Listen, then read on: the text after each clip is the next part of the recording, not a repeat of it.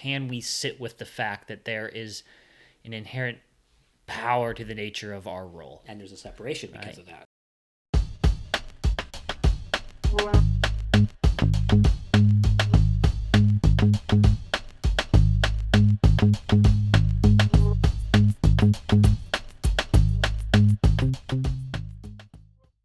We're back in the studio. Hey there. Hey, Ethan. Good to be with you. Yeah, I love this. I love it too. Oh, yeah, we're supposed to be talking about things. Yeah, man, let's go. Well, I've been thinking more about the power differential. In a recent episode, you mentioned you were thinking about the power differential, and we talked a bit about what it was, some misunderstandings with it, or rather how we can often miss the fact that in a management position, in a supervisory position, that we sometimes don't recognize it, that it's there, and that awareness is a really key starting point with the power differential. And so it got me thinking even more about it, as I mentioned. Yeah. I'm going to interrupt you because that's rude. I know, but I just thinking we should have said this in the last episode, but it just occurred to me as you were saying that, Ethan, that I think managers get their feelings hurt and get offended when they find out that the employee is seeing a power differential. I think that's happened. I've seen that happen many times. It's like, well, why do you think that? I mean, why are you responding that way? I mean, I'm a nice guy. Yeah. So, well, yeah. Why do you think that is? That they get their feelings hurt? Is there an uncomfortableness with power in a sense? Like, even if we might actually, maybe some of us like having power, but just the fact that we're calling it out that you have power, it's like, more than that, I think it's insulting because it separates. It feels like I'm not with you anymore. It's lonely at the top, and you're seeing me different, and you're seeing me not as just your, peer, and I don't like that feeling, and it makes me lonely even in some ways. And I wish I was just able to sit and have a beer and talk about stuff with you. That's a really interesting point, because that certainly resonates with me. It's lonely to think that I'm here with power over you, and therefore I am separate from you. There's kind of a hit to our need of relatedness. Yes, and I've even told managers, and I think this has been offensive sometimes, but it's like, did you know that employees talk about you behind your back? It's true. Yeah. I mean, how many of you have not talked about your boss with another employee? It happens all the time, even with good bosses. Yeah. It's a thing, and it's lonely, and it's uncomfortable. Yeah, and I think it's a pill we have to swallow, right, if we're really serious about being in a management position. Yep. Like, can we sit with the fact that there is an inherent power to the nature of our role? And there's a separation because of that. And again, it doesn't have to be bad. And I think we're going to get more into this today, but the fact that you have to be willing to sit with the uncomfortableness of it, feeling a little bit lonely. Yep. Right? There is going to be limitations to what you can say and how you show up, and even limits to what some people would call as limits to your authenticity. Yes. Perhaps. Yeah. Yeah. And the community feels different. So, yeah. Yeah. Well, what, I guess I said I was thinking more about the power differential, and then you stole my thunder here, but that's a good thought. Again, in past episodes, we talked about there's a thing, and I was thinking about more about some of the behaviors that could unintentionally exaggerate the power differential. And maybe I'll frame it this way to start with. I know when we talk about the power differential in our management workshops, we kind of talk about that there's almost this continuum of behaviors. And on one end of the continuum, or spectrum, I don't know, is there a difference between a spectrum and continuum? Anyways, it doesn't matter. At one end of the continuum, there's you exaggerating your power differential, which is essentially you kind of abusing the power that you have. And on the other end of that continuum is you eliminate your power differential, which is you ignore your power differential. You pretend like it's not a thing. And right in the middle is we moderate our power differential. You leverage your power differential. And what we're aiming for, of course, is right there in the middle, to moderate it. Yep. So I want to go to the one end of the continuum here, which is exaggerating your power differential. So Let me ask you, like, what are some of the more common behaviors that you've seen that show an exaggeration of the power differential and therefore create a lack of safety and psychological safety with those that you manage?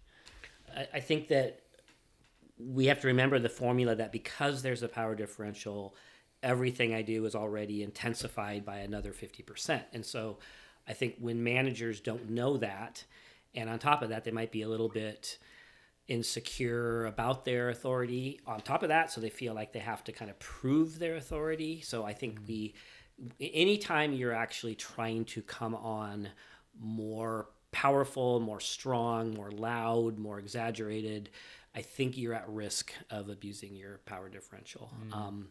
And so that might look like when I'm giving corrective feedback, I better sound a little frustrated. Otherwise, you won't take me seriously. Right. Well, in reality, my power differential plus the feedback was enough. When I added the frustration in my tone, now I've created damage. Yeah. So that would be an example. I'll give one more example. It might be I give lots of ideas when we're supposed to be brainstorming. I'm the manager, and I wanted us to have kind of a open forum, and it might not be consensus, but still, I want us to have an open forum. But I'm a little insecure about whether you respect me or not, or whether you like my ideas, and so I'm going to give a lot of ideas.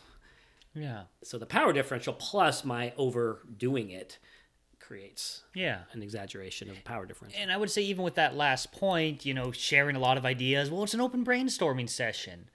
It might not even be a matter of I'm feeling insecure, therefore I'm sharing a lot. Right? It could literally be I am forgetting to recognize that I have a power differential in this room. And when I was a peer, I just tended to use a little bit more airtime. I'm excited. I had lots of ideas. When I was with my manager and my team, I'd share a bunch of things. It seemed to work, but you're in a different role now. Yep. And as soon as you start sharing a bunch of ideas, what you might find is people either shut down or they coalesce around your ideas, and it actually hurts your decision-making ability because it's, we're biasing towards what the person with power, the person with authority in the room says. And again, that might not be happening consciously for people. A lot of this is subconscious with someone that has power over us because we do what we can to keep ourselves safe. Right.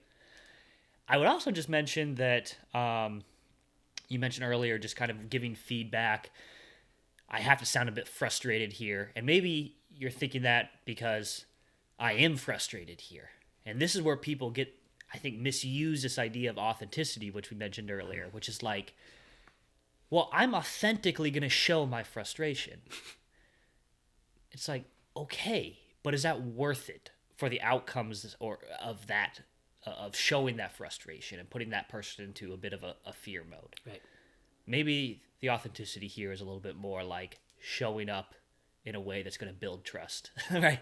So anyways, that's a good reminder. As you've heard me say, if I was literally authentic all the time, I wouldn't be married today, right? So authenticity can be a little bit overdone if we're not careful. I think so. Some another behavior that I see fairly common, I guess, and I think this is really one of those ones that, we're not thinking about it, of course, when we do it, but it's the kind of the over-functioning, which is similar to what you were talking about, sharing your ideas a lot, or what I've heard you call kind of the savior complex before. And the way I think about that is, well, hey, you coming to me with a problem. Hey, I'm really struggling with this task here, and it's just like, oh, okay, let me take that from you. I will fix it, right? And so what you're doing in that situation is you're actually depriving those people of problem solving themselves, growing themselves, as well as showing, well, I'm someone with power that can just take this on and take it out of your hands, which disempowers people. Yep. Yeah. Yeah, no, that's good. Yeah. Speaking first in each discussion, I had a situation with a CFO, and I did some coaching, and he made a change in his meetings, and he would bring a question to the table, and he would not speak first, which was really good, but he replaced it with always being the very last person to speak about the thing. So he basically went from bookending the front of it to bookending the end of it. Both of them are sort of an exaggeration of the power differential that's unnecessary. He doesn't have to be the final word either. So some of these are pretty subtle. Just again, remembering that we're already showing up 50% more intense. So find a way to maybe pull back that 50%. Yeah. I don't want to take too many of the sides here, but I think on that last example as well, it's sometimes common wisdom out there, I suppose, by some people in the management field to, your role as a leader in the room is often to hold back, right? So for example, you're in a situation where you're making decisions together and it's like people are talking, they're sharing their ideas. We've shared a lot of ideas. Now it's time to bring this conversation to a close, and you're taking those ideas and you're saying, all right, I've heard it all. This all makes sense. Here's our path forward, assuming you're using that decision-making style. Right. But maybe what you're more talking about is just, in general, just getting the last word in every time. Yep. Which is going to be the last thing people remember. Right. Yeah. So let's go the other way. You'd mentioned, it's almost like pull back 50%, but what does it look like when you pull back 100%? Like you go too far. What might be some of those behaviors that you're maybe so concerned about the power differential that you just do everything you can to pretend it doesn't exist? What might that look like, do you think? Yeah.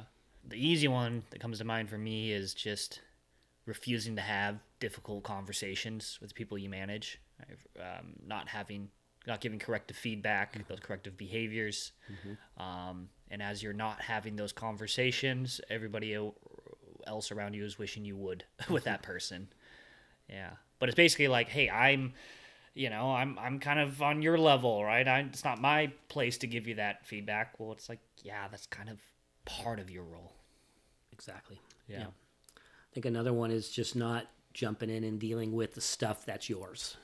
There's role clarity issues, there's structural issues, there's policies that aren't in place, and you kind of go to the, just work it out between you guys.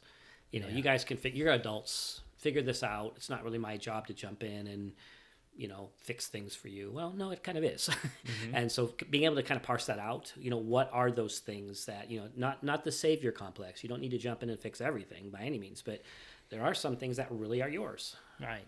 Which leads to a whole nother kind of skill set, is being able to discern which problems are yours to own and take on versus your problems to maybe coach other people to solve versus let go versus hold, and so on and so forth. Yeah. One thing that has come up in some recent conversations with clients is just this idea of kind of the balance between advocating for your employees and advocating for your organization at the same time. You're in a management position, you're a representative of your organization, and so a way that would eliminate the power differential in an unhealthy way is to kind of keep throwing the organization under the bus, right? Bad-mouthing, or, the executive team, or our directors, or sorry, I can't do that. The director shot it down, they got their own thing going on. It's out of my hands, and so kind of just this idea like, I'm kind of, again, I'm at your level. We can just badmouth my boss and the executive team and the rest of the organization. And part of that is a natural thing to do, in a sense, right? Because I build connection with you. Right. I build togetherness with you by, beating each other's misery together. Right. But, we have a shared enemy. Yeah. Yeah, I think that's really the art of being able to come back with disappointing news and be honest about it without having to badmouth anybody else. That's, to be able to say something like, what, the answer was no. There's some other priorities. I'm going to check in again later, maybe 6 months. I'll give it another go. In the meantime, let's see if we can mitigate this.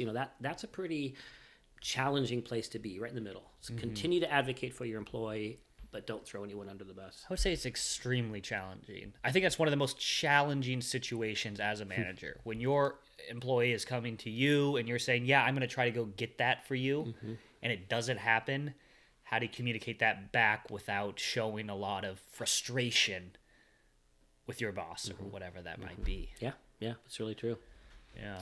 One more. Well, I have one more, which would be, we referred to this earlier, the that fear that I'm not in the tribe anymore. You know, it doesn't feel good to be the boss, and I don't like it, so I'm going to not do it. Instead, I'm going to stay in the tribe, and I'm going to maybe, like you said, maybe badmouth the other bosses, maybe just kind of act and behave inappropriately, just be buddies, just be friends. Like you said, never give hard feedback. You know, anything I can do to kind of stay within this tribe of peers. I think that becomes obvious. I think it shows up. I think people tend to lose respect for the boss who does that. So Yeah, I agree. The last one I'll just put on this list and then we'll move on and this is such a balance here. So it's not being willing to make what we would call just any like style 1 decisions or style 2 decisions, which is or style 3 decisions, Right. which is basically decisions like style 1 is I'm just going to make some decisions and I'm going to communicate that decision to you. I'm not getting input. I'm not involving you. Style 2 is yes, I've almost made a decision. And I'm checking in with you to see if I might have missed something. Style 3 is I'm gathering your input, but I am still deciding. And so where I see people kind of eliminate the power differential is actually we're just going to do everything by consensus or vote. Right. And that actually really frustrates people because sometimes they just want you to make a decision. We don't need to be involved with everything. So we've talked about exaggerating the power differential and eliminating the power differential. We're trying to avoid that. We're trying to get right in the middle, which is moderate the power differential. Where does a manager start with this? Like, what are some of the mindsets that a manager can adopt to make sure they're kind of threading this needle right here to moderate it? You're going to probably edit this out because I'm going to say something I said 3 times. Okay. No, maybe you won't. But remember that you're 50% more intense than you think you are, but don't go 100% the other way either because that's going to eliminate. So that 50% differential here we're looking at, what would that look like? For example, I'm going to, let's go back to one of our previous topics. I'm going to give you some feedback. That's corrective. I need you to change something about the way you're working, the way you're showing up. I already have 50% more intensity because of my power differential, but I need to bring this back and still be clear. So I'm going to probably do more listening than I maybe would naturally do. If you're me, I'm going to ask questions. I'm going to find some ways to tell you how much I appreciate what you bring to the table. I'm going to ask for your thoughts on maybe how we can make this adjustment. I'm going to ask maybe what you need from me to help you. So it's a little bit more time intensive. It's more relationship intensive. You're still being clear, right? But you're really emphasizing the relationship and the trust and the respect. I love that. Yeah. Well, we can bounce this back. Yeah, what do you got? Again, a couple more. One of my favorites is just the humility piece. Acknowledge your own fallibility.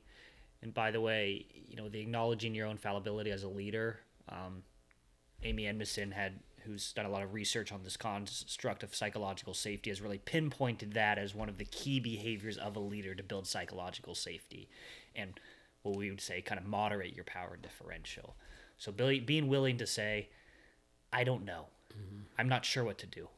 I was wrong. You know better than I do on this one. I need your help. Those type of phrases. It goes a long, long ways because you're clearly not eliminating your power differential by showing that, but you are showing people that they can also show up in this way as well, and it's safe to show up in this way. When we can all show up in that type of way, like that's where the magic happens. That's really good. And imagine combining that with even an apology. Yes. Several episodes ago, we talked about, what if I do step in it as a manager? I get really defensive or whatever. And I come back the next day and say, dude, I got really defensive yesterday when you were sharing that feedback with me. And I just want to apologize. I wished I would have responded differently. Can we have a do-over? Yeah. I mean, that humility right there builds so much trust. Yeah. Well, keep going. What else? Well, I'm going to take one that I'm going to steal this one because you talk about this a lot, and I've been thinking about it. But it's the creating a culture between myself and the team where mistakes aren't tragic. Disagreeing with me is a feature, not a bug. I mine for disagreement. I think that's a phrase you've used. I make it part of our process, that we look at the cons, not just the pros, to this brilliant idea that I'm having. What are all the things that could go wrong if we were to do it my way? And let's take 5 minutes and just find all the ways that you could disagree with me on this, and whatever. I just think that exercise not only helps that particular decision making or whatever process go better, it creates a culture that makes it safer for people to randomly at other times speak up. Absolutely. And listen to the difference between those phrases that you used and some of these other phrases that I'll use right now that I see a lot of leaders using, including myself, that makes it that I think that I'm kind of mining for disagreement, which is, so here's what I think we should do. What do you all think? Right? Or, you're right, Ethan. All right. Or, hey, does this make sense to you? I'm saying, well, I'm asking them. I'm giving them the opportunity, right? So you have to actually be very intentional with your wording here. Like you said. Here's an idea. Where might I be wrong? What am I missing here? If we do this, like I like what you said, if we go this route, let's do a bit of a pre-mortem here. Like, what are all the things that would make this go wrong? Right? I saw a manager do that. He called it we're going to take our devil's advocate moment, and we're not just going to pick a devil's advocate. We're all devil's advocates right now. Yeah, and I love the devil's advocate thing as well. You're referring to some teams I've seen do very well where they assign hey, your role is to be the devil's advocate in this meeting. Right. And by the way, you're not whispering that in their ear, and then everybody doesn't know that you've been assigned to be the devil's advocate, because then you just turn up as a jerk, right? But hey, Mike, for this meeting, I need you to help us be the devil's advocate with everything we're saying. I like that. Or everybody's a devil advocate here. And you can also see how that takes some level of security in yourself, right? To be able to do that and be willing to have your ideas get holes poked in them and things like that. Well, and that brings me back to what you said a little bit ago about the confidence. When you're not eliminating your power differential, you're willing to make styles 1, 2, and 3 decisions. If you have the confidence to make those decisions, and you also practice both humility and this whole, it's good when you disagree with me. You put that together, and that's a pretty magic place to be. Absolutely. Yeah, that is so key. I would just add here, empower others, delegate, give autonomy, give trust. In a sense, it's almost the opposite of the savior complex or the over-functioning complex, being willing to say, you run with this. Yeah, that's good. I think that's a really great list. I mean, if our listeners, if we took even 2 or 3 of those and just kind of put those on our radar for the next couple months and find opportunities to practice that, I think that would be beautiful. I think so. All right. Thanks, Ethan. Yeah. Good talk. I'm looking forward to the next talk. All right. Thanks, everybody.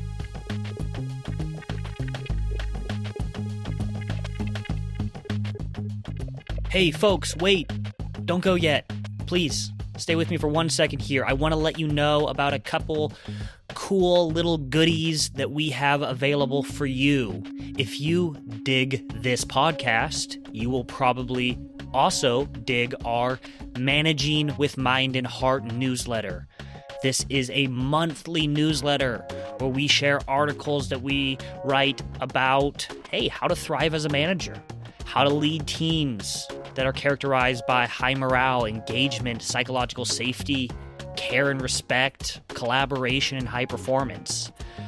You can sign up for this newsletter by texting the word leading to the number 66866. Additionally, you can go to our website and sign up for the newsletter there. Our website is www.nashconsulting.com. And of course, if you're not already aware, we have our cornerstone program for leaders and managers, and it is called Managing with Mind and Heart. Go figure. This program is something that we often bring into organizations to work with all their leaders on helping them get aligned and singing off the same sheet of music with best practice management skills and behaviors. We've brought this to hundreds of organizations at this point with really good results. And if you are not able or inclined to bring our program in-house, twice a year, in the spring and in the fall, we offer this 6-day Managing with Mind and Heart leadership development program online for anybody that would like to sign up and join us. To learn more about this online course and to register, you can go to our website. Once again, that's nashconsulting.com. Or send us an email at contact@nashconsulting.com. All right, that's all. That's it. See you later. Bye.